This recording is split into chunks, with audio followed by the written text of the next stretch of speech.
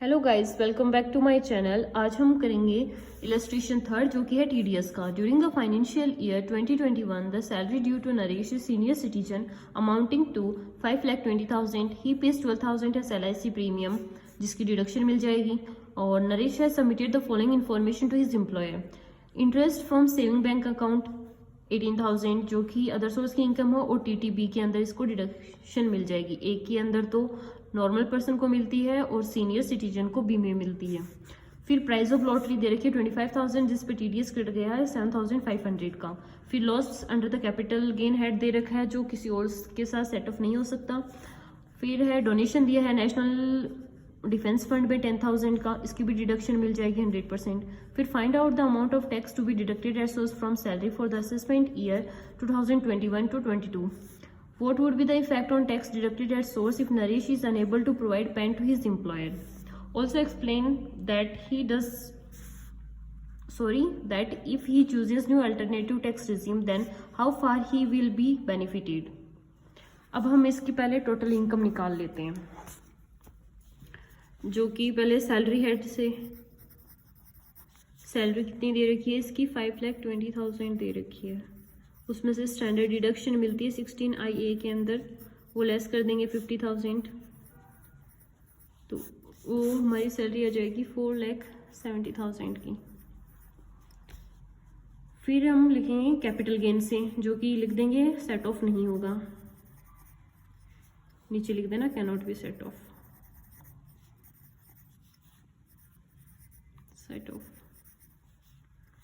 फिर है other source की इनकम।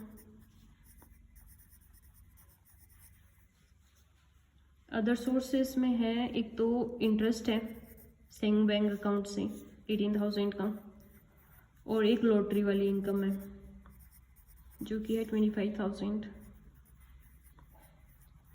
इन तीनों का टोटल करोगे तो आ जाएगा 5,13,000 जो कि हमारी GTI है। अब उसमें से डिडक्शन देंगे, डिडक्शन मिलेगी एक तो 80C की जो इसने LIC प्रीमियम पे किया था 12,000 वो, तो कितने की मिलेगी 12,000 की। एक 80G की डिडक्शन है जो कि 100% मिल जाएगी 10,000, और एक 80 TTB की है क्योंकि ये सीनियर सिटीजन है तो 18,000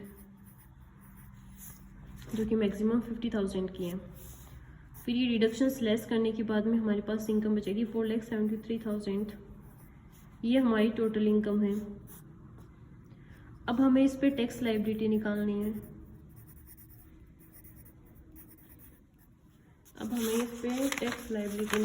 तो पहले हम लॉटरी इनकम पर निकालेंगे जो कि 25,000 पे 30% और 7,500 है। फिर स्लैब रेट से तो ये सीनियर सिटीजन है तो इसमें 3 लाख तक तो नील होगी, और फिर बचे 73। ओहो,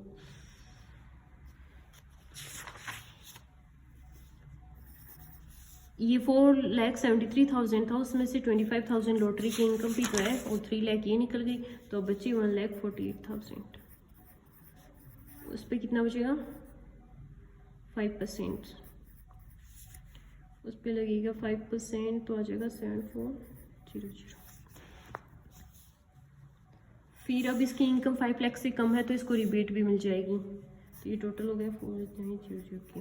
लेस कर देंगे रिबेट जो कि मैक्सिमम मिलती है 12,500 की, तो बचे 2,400। इसमें हम ऐड कर देंगे 4% हेल्थ एजुकेशन सेस 296, तो हो जाएगा 2,496। अब लॉटरी पे TDS कटेगा तो वो लेस कर देंगे, तो वो कितना लेस होगा 7,500, तो अब बचेगा हमारे पास 5,004। ये हमारी नेगेटिव इनकम हो गई।